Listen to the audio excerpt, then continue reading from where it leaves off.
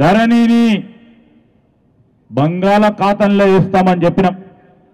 సమయం వచ్చింది మీ అందరి ఆశీర్వాదం తీసుకోవడానికి భూభారతి చట్టం తీసుకొచ్చి ఈరోజు రెవెన్యూ మంత్రి గారు శ్రీనివాసరెడ్డి గారు మన గ్రామాలకు వచ్చింది. ధరణి పరంగా ఇబ్బంది పడ్డ, భూముల పరంగా ఇబ్బంది పడి నా భూమిని ఇంకోని పేరు మీద చేసి ఇంకోని పేరు మీద చేసి ఇబ్బంది పెట్టిన ఆ ప్రభుత్వం, ఆ టీఆర్ఎస్ పార్టీ ప్రభుత్వం చేసిన నిర్లక్ష్యం, దోపిడీని అరికట్టాలని ఈరోజు మేము చేసిన ప్రయత్న భాగంలో మరి శ్రీనివాసరెడ్డి గారి ఆధ్వర్యంలో, రెవెన్యూ మంత్రి గారి ఆధ్వర్యంలో కమిటీలు ఏర్పాటు చేసుకొని మీలాంటి అనేక మంది రైతు సోదరులతో, పట్టా భూములకు సంబంధించిన యాజమాన్యంతో ఈరోజు అనేక మందితోని సంప్రదించి ఒక సమగ్రమైన భూభారతి చట్టం తీసుకురావటం జరిగింది. ఆ క్రమంలో ఆనాడు ఉన్న మన రెవెన్యూ సదస్సులు 10 సంవత్సరాల కాలం మార్చిపోయినాం. చిన్న చిన్న సమస్యలు ఆ రోజు రెవెన్యూ సదస్సులో సమస్య పరిష్కారం అవుతుండే. ఇక్కడ ఉన్న మా ఆర్డీఓ గారు, మా కలెక్టర్ గారు, ఎంఆర్ఓ గారు వచ్చి చిన్న చిన్న సమస్యల పరిష్కారం మీద దానికి ఆస్కారం లేకుండా చేసింది ధరణి. రెవెన్యూ సదస్సులు లేవు. ఈరోజు రెవెన్యూ సదస్సులో భాగంగా అడుగులు వేస్తామని ముందుకొచ్చి స్వయాన రెవెన్యూ మంత్రి గారే ఇలాంటి మన ఉప్పరి తోట గ్రామానికి సంబంధించి ఈ ఊరికి వచ్చి నేరుగా ఈరోజు ప్రజలతోని మాట్లాడి సమస్య పరిష్కారం చేయాలి, ఏమైనా ఉంటాని తెలియజేయడానికి రేపు రాబోయే కాలంగా సులువుగా రెవెన్యూ వ్యవస్థ ఉండాలి. అవినీతి ఎక్కడ కూడా ఉండొద్దు.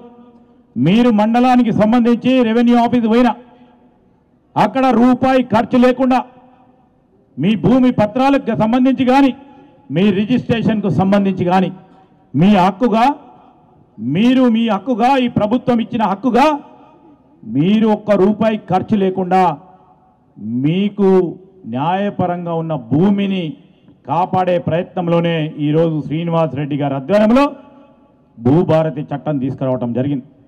ఒకటి, అవగాహన కల్పించడానికి, ఈ సదస్సుల ద్వారా ఉన్న చిన్న సమస్యలను పరిష్కారం చేయడానికి కానీ, ఇక్కడ ఉన్న రెవెన్యూ యంత్రాంగానికి సంబంధించి మొత్తం రెవెన్యూ యంత్రాంగాన్ని దొంగలుగా చిత్రించి ఇచ్చిన ఆనాటి ప్రభుత్వానికి సంబంధించిన వ్యవస్థకు సంబంధించిన అంశం విషయంలో కానీ ఈరోజు రెవెన్యూ వ్యవస్థ పటిష్టంగా పనిచేస్తూ ఇబ్బంది లేకుండా మరి భూములకు సంబంధించిన అంశం విషయంలో ముందుకు తీసుకెళ్లే ప్రయత్న భాగంలోనే మరి మన రెవెన్యూ మంత్రి గారు మన ప్రాంతానికి రావటం జరిగింది.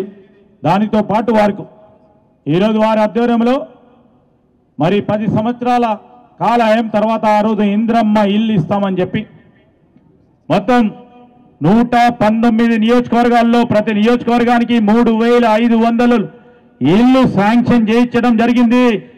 మరి రెవెన్యూ మంత్రి, హౌసింగ్ మంత్రి శ్రీనివాసరెడ్డి గారు పేదలకు ఇల్లు ఇవ్వాలి, ఇల్లు లేని నిరుపేదలకు ఇల్లు ఇవ్వాలి.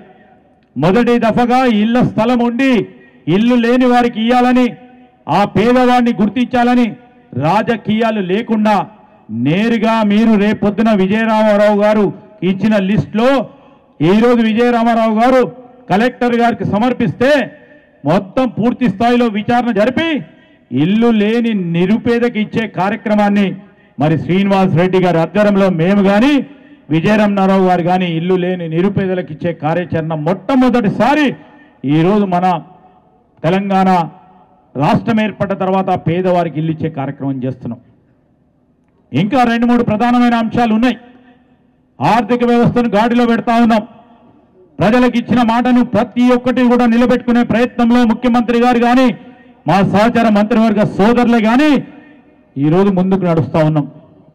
మీరందరి ఆశీర్వాదంతో మీరిచ్చిన తీర్పులో బాధ్యత భాగంలో ముందుకు తీసుకెళ్లే ఒక కార్యాచరణ తీసుకెళ్లాలని ప్రయత్నం చేస్తూ ఉన్నాం. మీ అందరి ఆశీర్వాదం.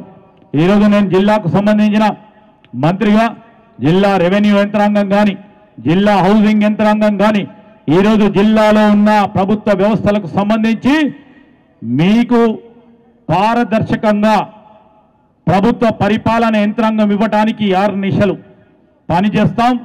ఎక్కడ ఇబ్బంది రాకుండా ఉండే ప్రయత్న కార్యక్రమాల్లో తప్పకుండా ముందుంటామని మీ అందరికీ తెలియజేస్తూ ఇండియా పాకిస్తాన్ తాజా అప్డేట్స్ కోసం డౌన్లోడ్ చేసుకోండి RTV లైవ్ యాప్.